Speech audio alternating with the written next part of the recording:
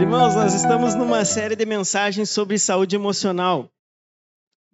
Sabedoria bíblica para a nossa mente. E hoje nós vamos meditar num assunto polêmico. Olha o tema da mensagem de hoje. Cuide de seu corpo. Amém? Cuide de seu corpo. Olha só, preste atenção.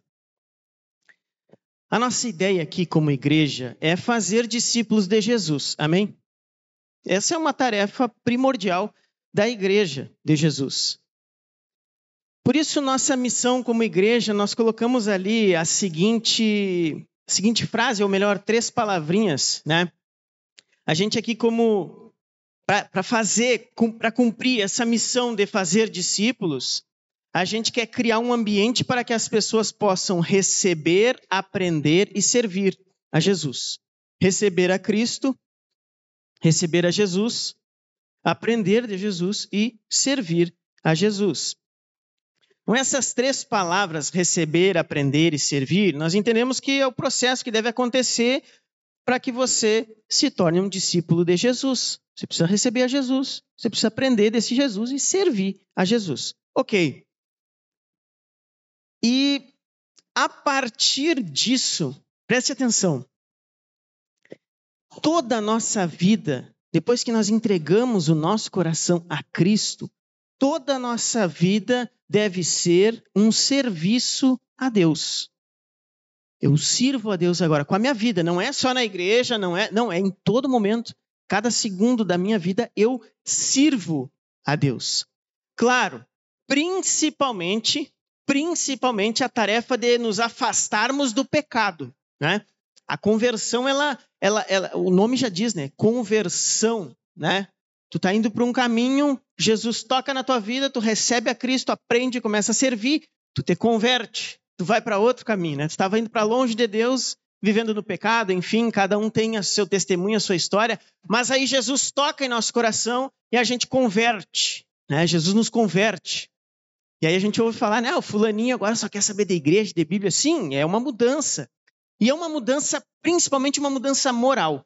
Uma mudança moral. A gente começa a se afastar do pecado e agora a gente começa a querer obedecer a Deus. A gente começa a ver ali a lei de Deus e a gente começa a ver naquilo uma forma de agradar a Deus, assim como num relacionamento, num casamento, eu tenho que ser fiel à minha esposa para que o meu casamento tenha sucesso. Da mesma forma, esse relacionamento com Jesus. O próprio Jesus na Bíblia trata a igreja como noiva, né? E o fim dos tempos, o início da eternidade é as bodas do Cordeiro, né? Como um simbolismo da união da igreja com Jesus, o noivo e a noiva. Jesus o noivo, a igreja a noiva. Gente, nesse processo, toda a nossa vida deve ser guiada pela palavra de Deus. O nosso modo de pensar, como eu trabalho, como criar meus filhos, o meu casamento, enfim, todas as áreas da vida devem ser guiadas pela palavra de Deus. E aí é que vem a maneira como eu devo cuidar do meu corpo físico, do meu corpo, dessa matéria aqui,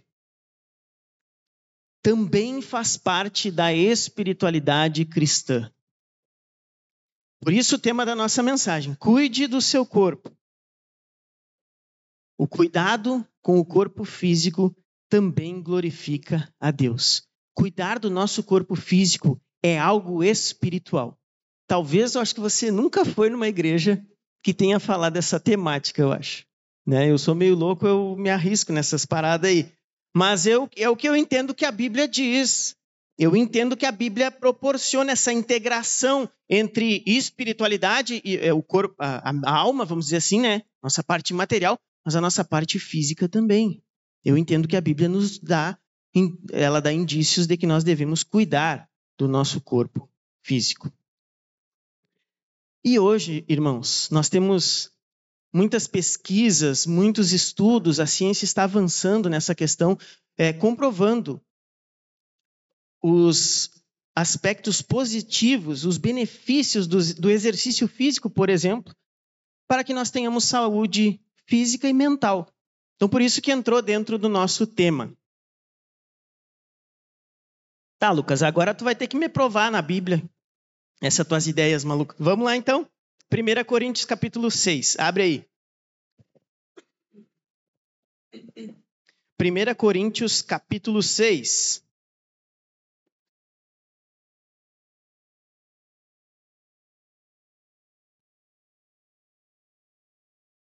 Primeira Coríntios 6, do 19 ao 20.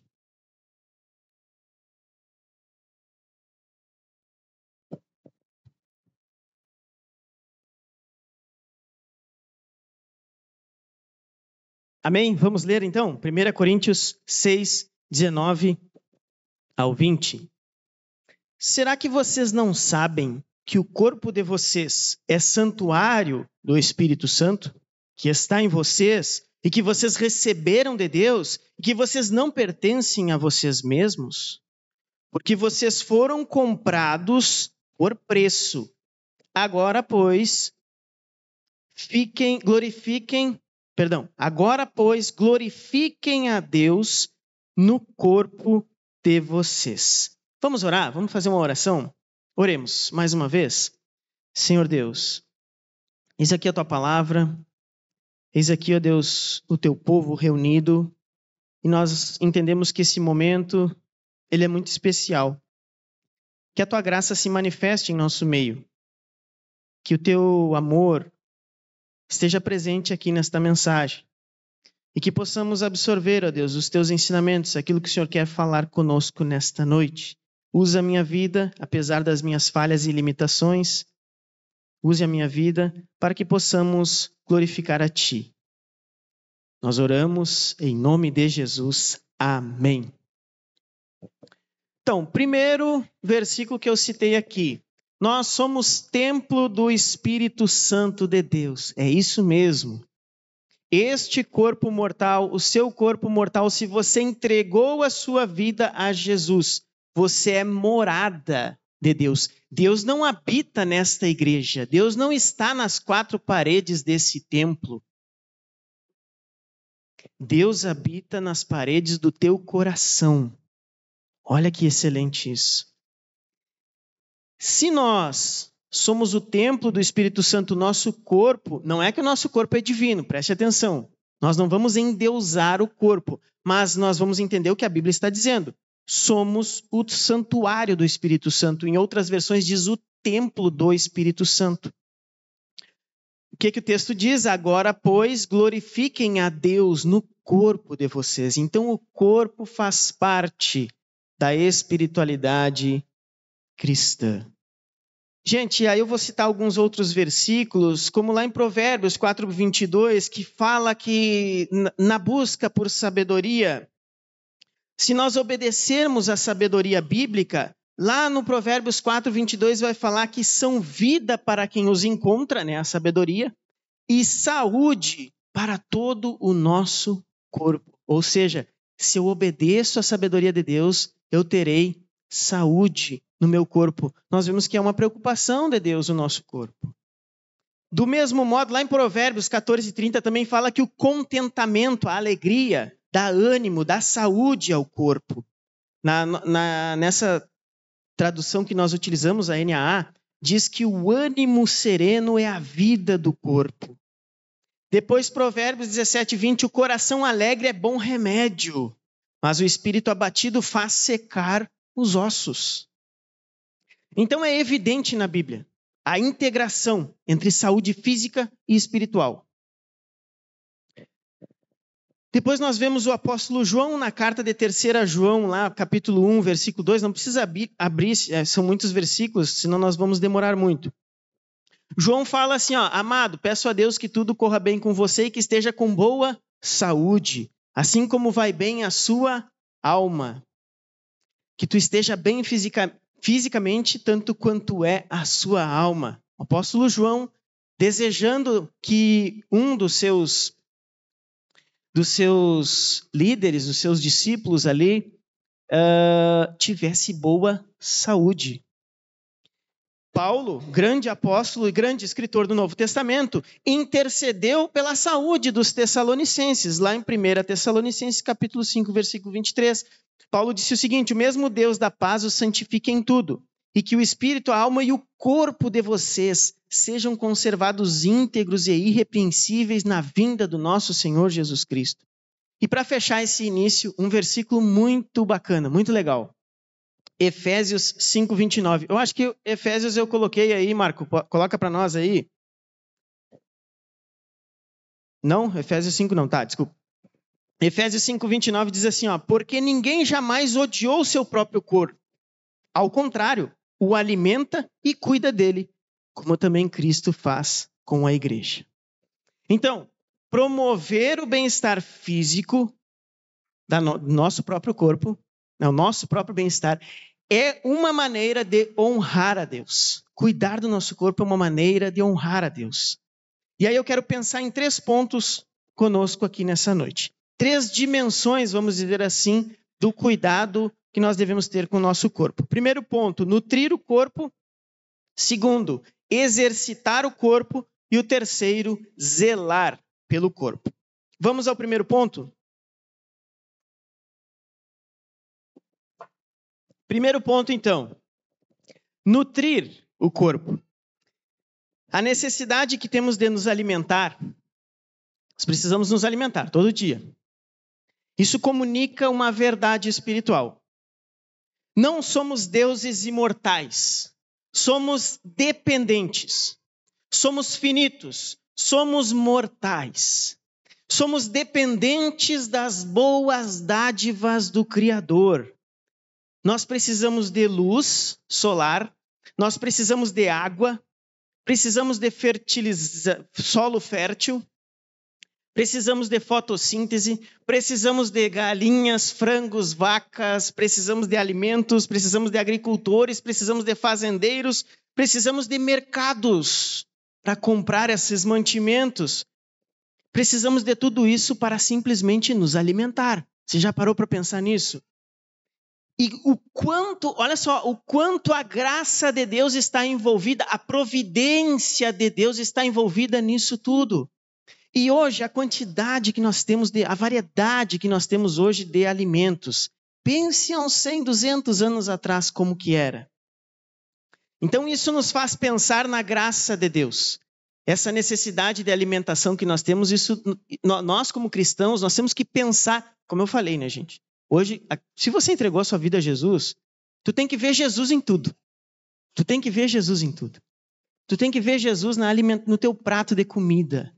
Ali tem graça de Deus, ali tem providência de Deus ali.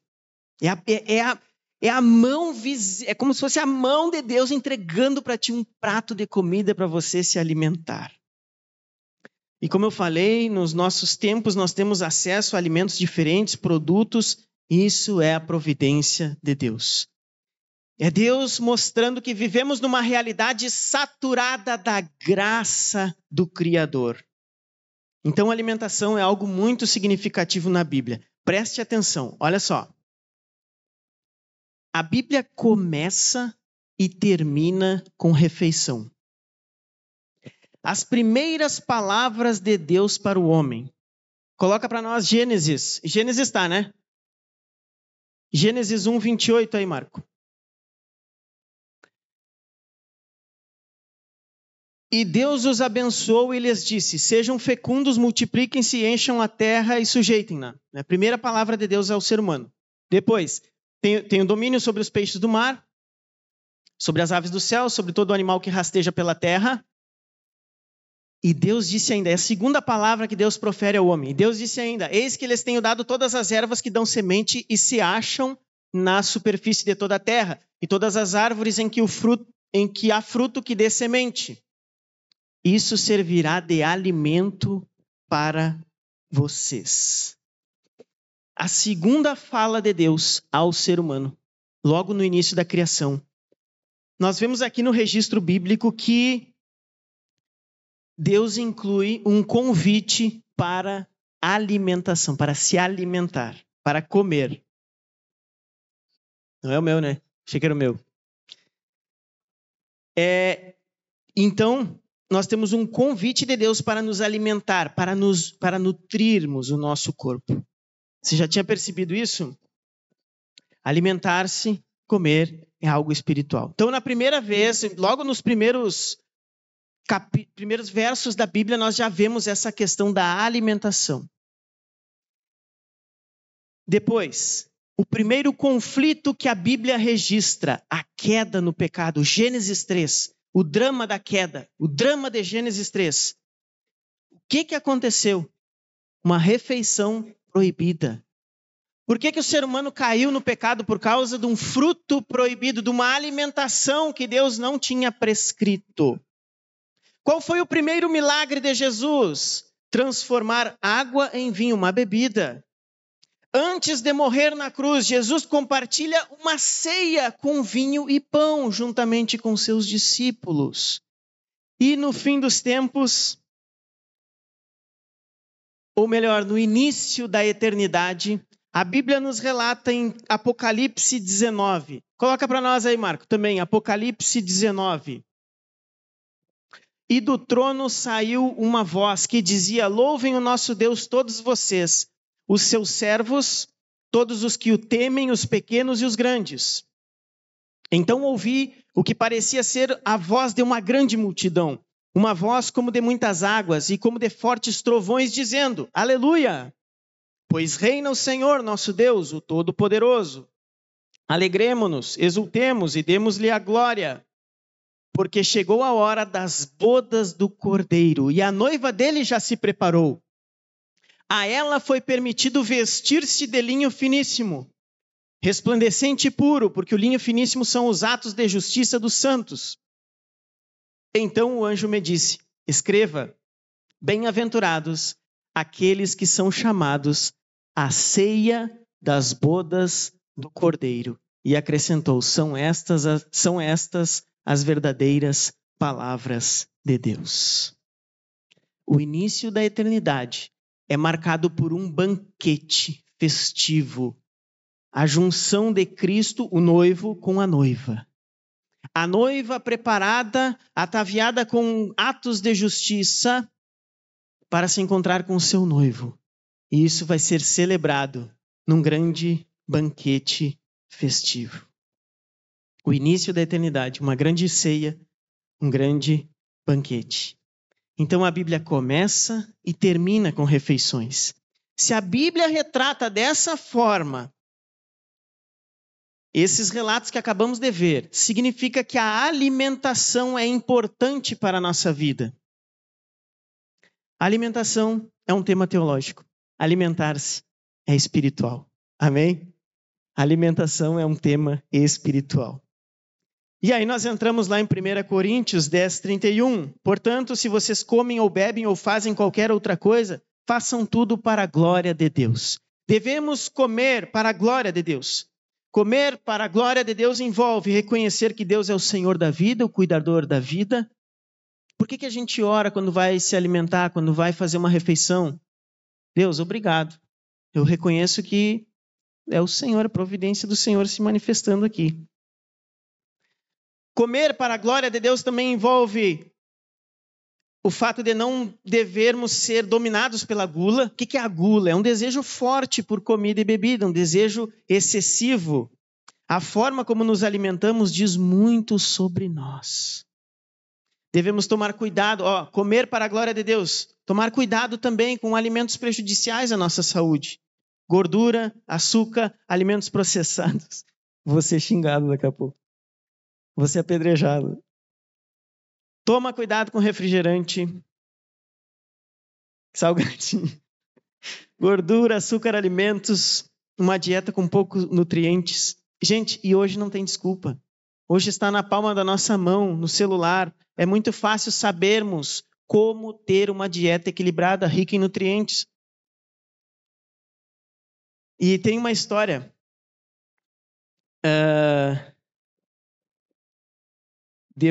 Eu vejo que não é nada melhor do que nós, ao fazermos uma refeição, orar.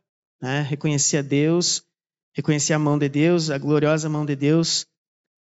E hoje, como eu falei, com o advento da tecnologia, nós temos informações para saber o que é um bom prato, uma boa alimentação, uma boa refeição.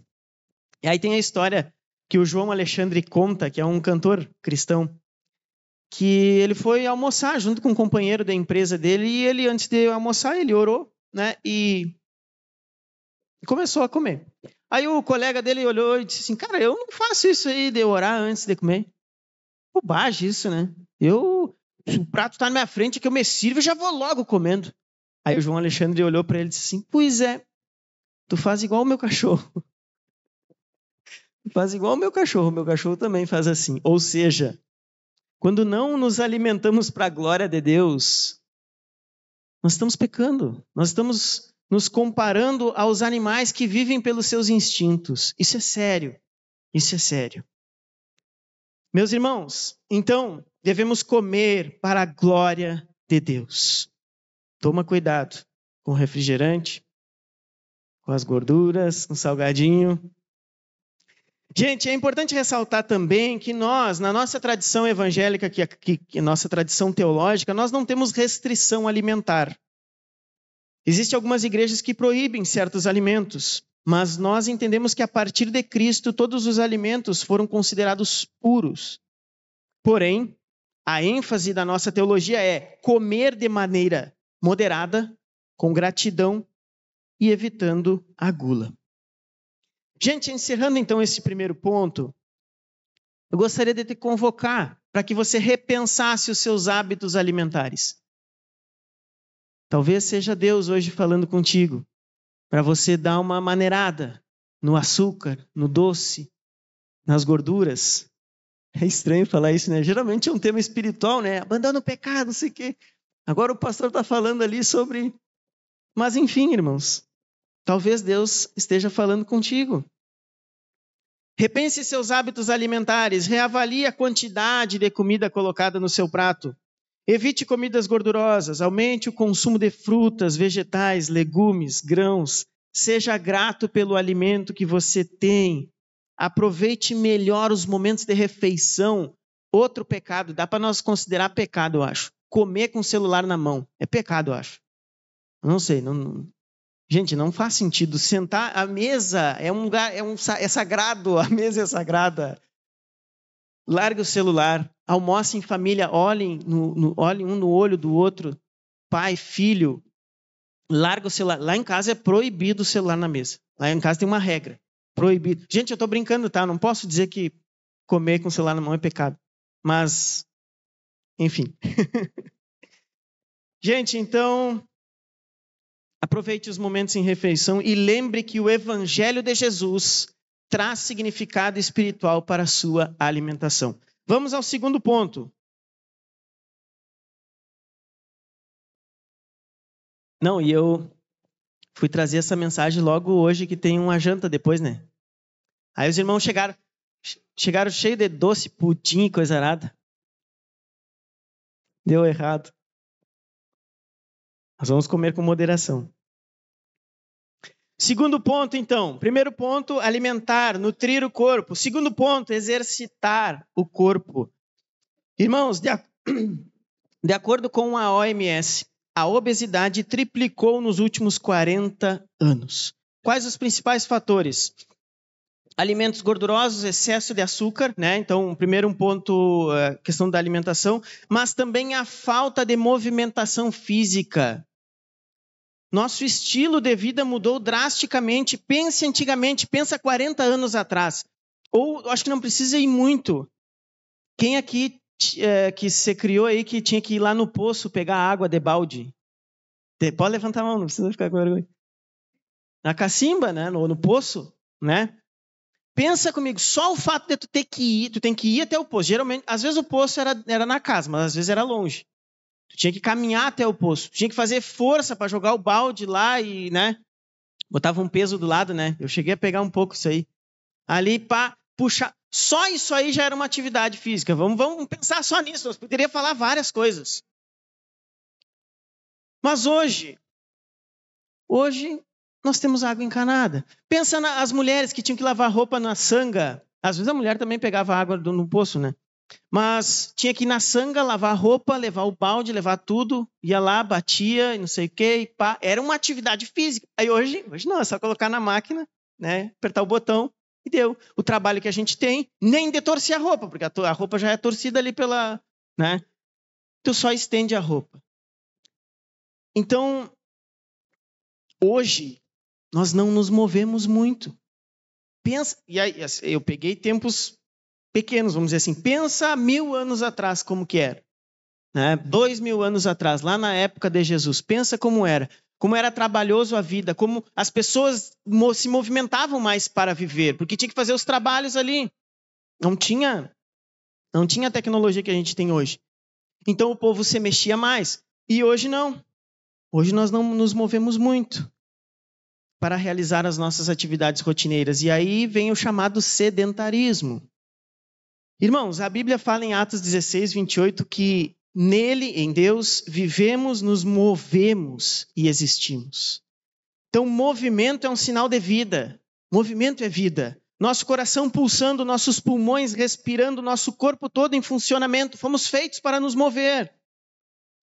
E a atividade física hoje, o exercício físico, vem como algo para substituir esses poucos movimentos que nós fazemos no nosso dia a dia.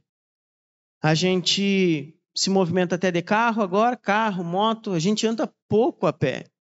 Então, para suprir essa carência de movimentos, e como a OMS falou, a obesidade está aumentando, o que nós devemos fazer hoje? Devemos promover o nosso bem-estar físico e mental.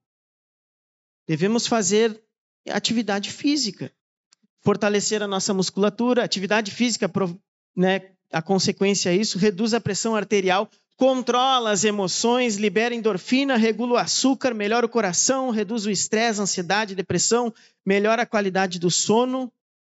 E olha só, o apóstolo Paulo utilizou várias comparações atléticas em seus escritos. O apóstolo Paulo, lá em Gálatas e Filipenses, ele diz que almeja não ter corrido em vão.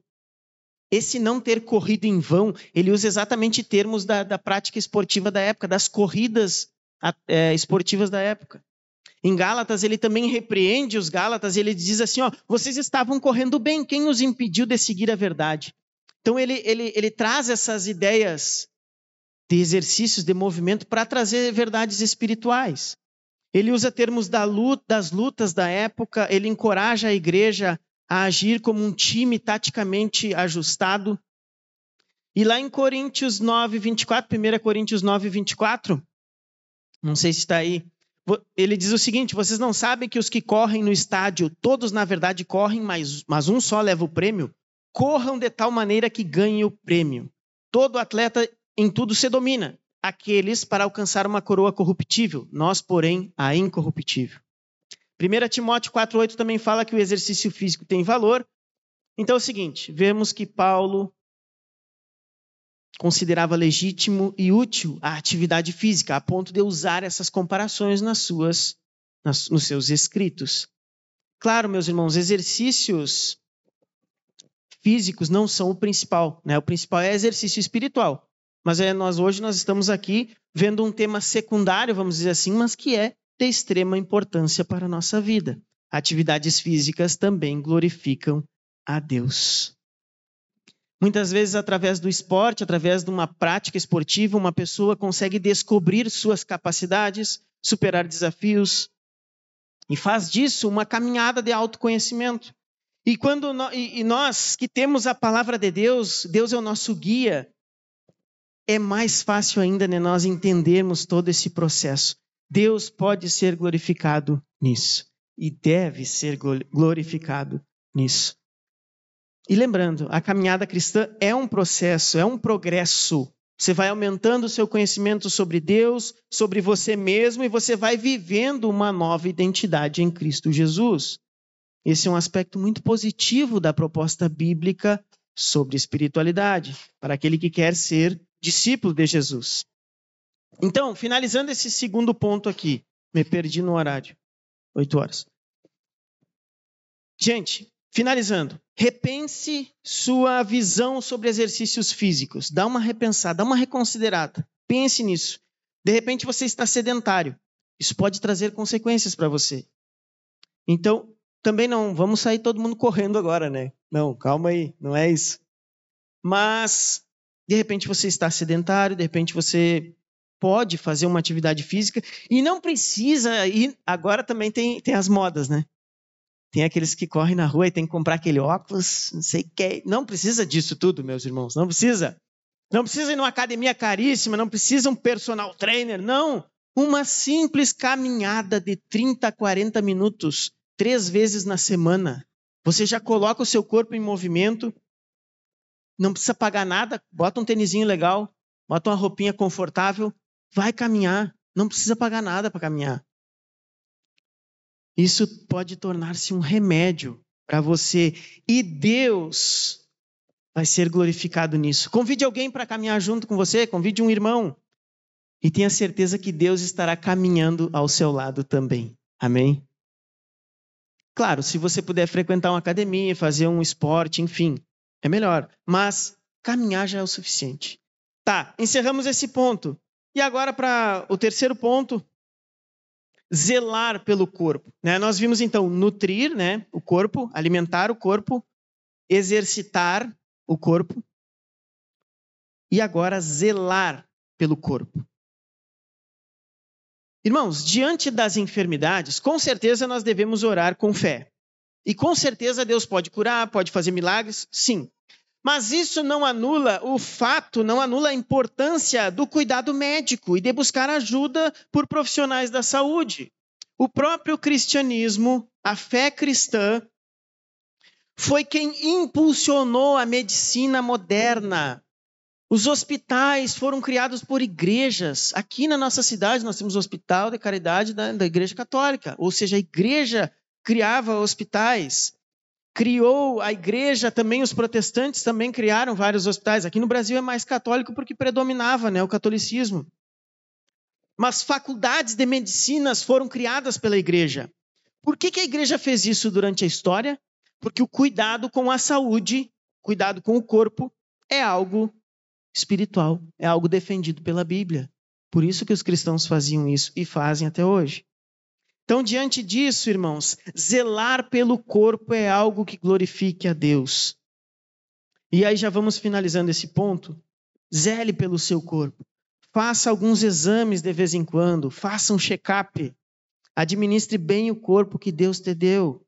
Zele por ele. Com isso, podemos aumentar a nossa qualidade de vida. Podemos, talvez, aumentar alguns anos de vida também. E até mesmo economizar dinheiro, antecipando, prevenindo algumas doenças. Finalizando essa mensagem, finalizando de uma maneira geral, Tito 2,14 fala um versículo muito legal. Tito 2,14 fala que Jesus entregou sua vida para nos libertar de todo o pecado, para nos purificar e fazer de nós seu povo, inteiramente dedicado às boas obras. Cuidar do nosso corpo também significa que nós estamos nos importando com as boas obras que Deus quer que façamos. Queremos fazer boas obras para Deus, evangelizar, pregar, ensinar a palavra de Deus, discipular, dar bom testemunho, glorificar a Deus com o nosso trabalho. Nós queremos servir a Deus. Mas como faremos isso sem saúde? Devemos então cuidar do nosso corpo. É um meio, é o meio pelo qual Deus usa a nossa vida para fazermos boas obras. Então cuide do seu corpo e sirva a Jesus glorificando-o com boas obras. Amém?